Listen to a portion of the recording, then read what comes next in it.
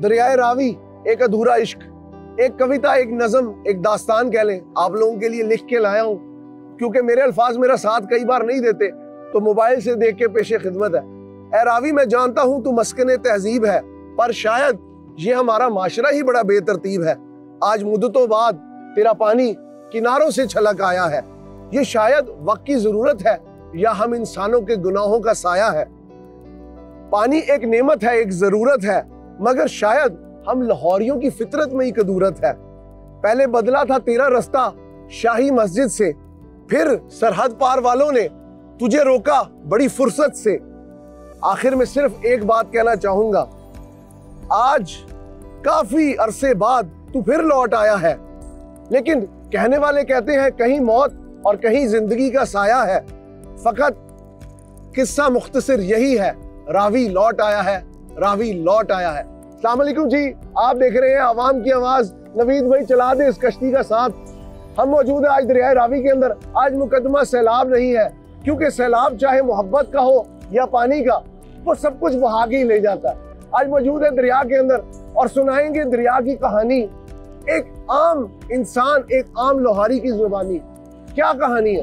दरिया का मुकदमा सिर्फ यही है। आज हम पहली बार आपको एक दूसरे किनारे की तरफ लेके आए हैं। ये मेरे पीछे मौजूद लाल रंग का रेलवे का ब्रिज इस बात की अक्कासी करता है, इस बात का गवाह है कि ये दरिया सदियों से बह रहा है। ये ब्रिज गोरे दौर का बना हुआ है, वो गोरा दौर जिस दौर में इस दरिया के अंदर स्टीम इंजन चलते थे, वो गोरा दौर जिधर कामरान मिर्जा की बारादरी पे मल्लाहों के लिए एक सर्च लाइट टावर था, वो गोरा दौर जिसके अंदर ये दरिया अपनी पूरी ताकत और अपनी पूरी रानाई से बहता था और इसका मरकज शाही मस्जिद और लाहौर का शाही किले का दरबार था।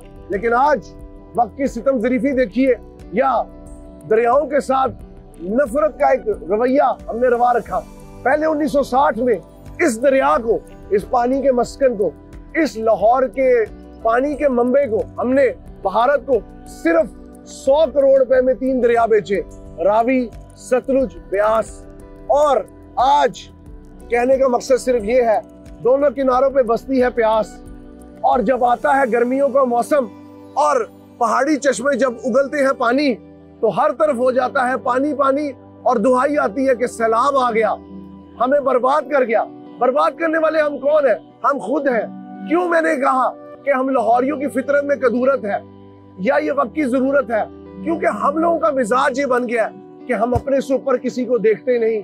ये वो दरिया है जिसके अंदर कई अनवाع अक़साम की मछलियां, कई तहजीबें, कई लोक दास्ताने, कई रोमानवी कहानियां इसके साथ जुड़ी हुई हैं।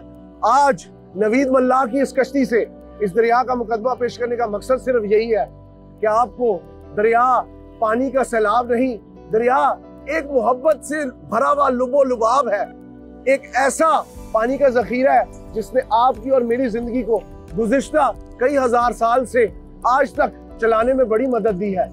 आगे चलते हैं और दरिया के कुछ और मनाजिर आपके रूबरू कराते हैं। हमारे साथ रहिए।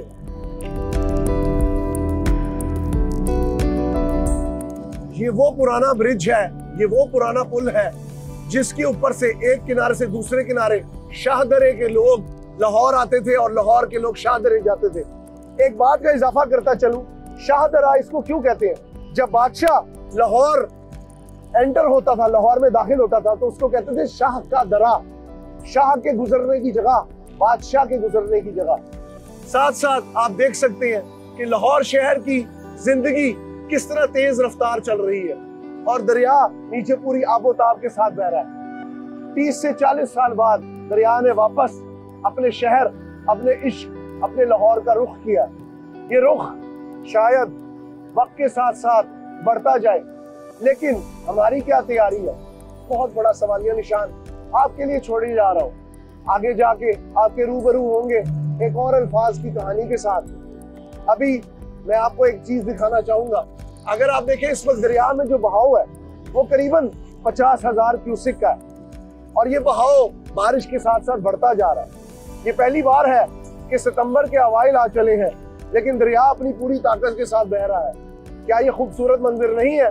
क्या हम लाहौरियों का ये हक नहीं है कि एक उजड़े हुए चमन, एक उजड़े हुए सहरा से बदले हुए रावी को पानी से भरा हुआ देखें? आज देखकर दिल में तमान्नत और खुशी के जज्बात हैं। जी व्यूअर्स, आप देख सकते हैं वो तारीखी रेलवे का ब्रिज जिसकी बुनियादें गोरे दौर की बनी है। मैं मानता हूं कि उस गोरी सरकार ने, उस ब्रिटिश ईस्ट इंडिया कंपनी ने हमारे साथ बड़े बड़े ब्लंडर किए। आज मेरा हाल वही हुआ जो एक वायरल एंकर वाला हुआ था। लेकिन इस ब्रिज की बुनियादें आप देखें, 150 साल पुराना ये ब्रिज आज भी पूरी ताकत के साथ खड़ा है। कई सैलाबों का मुकाबला कर चुका है, चाहे वो सैलाब 58 का हो या वो सैलाब हो 2025 का। इस खस्ता हाल ब्रिज को अगर देखें, ये हमारे बने हुए नए पुलों से बेहतर है। क्या गोरे हमारे अपने थे? बिल्कुल नहीं। वो इस सोने की चिड़िया को चांदी का, पीतल का बनाने आए थे। लेकिन क्या आज हमने इस दरिया के साथ कोई इंसाफ किया है? फिर किसी ने सही कहा है, वो गोरी सरकार बेहतर थी, क्योंकि आज की सरकार तो बेकार है। या ये कहना बेजाना ना होगा कि आम बंदा इस सरकार के पीछे लग के जलील और रुस्वा और ख्वार है। ये देखिए, ये ब्रिज, इसकी बुनियादों से निकलता हुआ पानी। आज मैं अपनी जान को अगर देखा जाए हथेली पे रख के इतनी दूर आया हूँ। शायद ही कोई टीवी प्रोग्राम करने वाला, कोई एंकर अपनी जान को जोखों में डाल के यहाँ तक मौजूद है। लेकिन दिखाना क्या मकसूद है? दिखाना है रावी की कहानी। देखिए इस संगीन ब्रिज को, इसके अंदर लगी हुई मेखें देखें, मोड़ ले आगे से। ये वो जफाकश जानसार मल्ला है जिन्होंने हमें यहाँ पे लाने के लिए मदद की और हामी भरी। रेस्क्यू के जराए हो, कोई हो। और साथ साथ मैं आपको एक और बात बताता चलूं, ये मेरे दोनों खुले हाथ इस दरिया को अपनी तरफ पुकार रहे। ये क्यों पुकार रहे? पानी से इश्क, दरियाओं का इश्क मजबूर कर लाया है। मुझे तैरना नहीं आता, मुझे इस दरिया की गहराई का अंदाजा नहीं है, लेकिन क्या करें उस मोहब्बत का जो आपको मजबूर कर देती है दरियाओं के संगम में उतरने को। क्योंकि शायद चाहे सोनी महिवाल हो या चाहे हीर रांझा हो या ससी पुन्नू हो, दरियाओं का जिक्र हर मोहब्बत में मिलता है। और ये जो लाहौर से मोहब्बत है वो किसी और से नहीं, इसी लाहौर से मोहब्बत है। और रावी का अधूरा इश्क मैं इस स्टोरी के शुरू में ही बयान कर चुका। आगे चलते हैं, दरिया के और मंजर देखिए। जमीन भाई, अस्सलाम वालेकुम। वालेकुम अस्सलाम। सितंबर के अंदर दरिया के संगम में इतना पानी देख के कैसा महसूस हो रहा है? पानी देख के तो बहुत अच्छा लग रहा है, लेकिन यहाँ जो तबाही है ना उसका दिल अफसोस है। लेकिन पानी जो है ना, ये एक नेमत है। नेमत है, इन लोगों ने जहमत बना दिया, लेकिन है ये नेमत। ये दरिया देख कर दिल खुश होता है, दिल खुश होता है, दिल खुश होता है कि इत्मीनान मिलता है। अच्छा एक बात बताइए, आपने तो जिंदगी गुजारी है, जवानी जब आतिश जवान थे, जब जवानी जोरों पे थी, क्या कभी इस दरिया पे आकर किसी के बारे में सोचा है? कभी नहीं। जब जवान थे, यकीन करो, इतने पानी को कुछ समझते नहीं थे। अच्छा, अभी पानी उतना नहीं है, अभी पानी बिल्कुल 50,000 क्यूसेक है, बिल्कुल नॉर्मल है। 50,000 क्यूसेक है, तकरीबन इतना है, 50,000 क्यूसेक है। मेरे पस मंजर में कामरान मिर्जा की बारादरी है। कौन कामरान मिर्जा? वो कामरान मिर्जा जो मुगल सल्तनत का एक अहम सतून था। वो कामरान मिर्जा जो दौरे जहांगीरी में कहते हैं तो उसके जहांगीरी में उसका तज़किरा भी मिलता है। लेकिन इस बारादरी का क्या ताल्लुक है? ये बारादरी यहाँ पे मौजूद नहीं थी। ये बारादरी तो शादरे का हिस्सा थी जब दरिया शहर का हिस्सा था।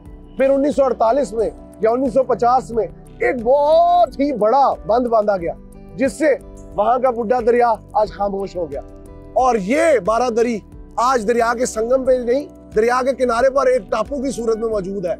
यहाँ पे लोगों का आना जाना जरूर है, लेकिन ये कम से कम एक, मैं इसे सयाती मकाम नहीं कहता, ये बिल्कुल एक खामोश और वीरान हवेली की सूरत में मौजूद है। हमारी हुकूमतों के क्या कहने कि कभी अपने विरसे पे तवज्जो ही नहीं दी, और जिन्होंने रावी पे तवज्जो नहीं दी उन्होंने इस बारादरी पे क्या तवज्जो दी।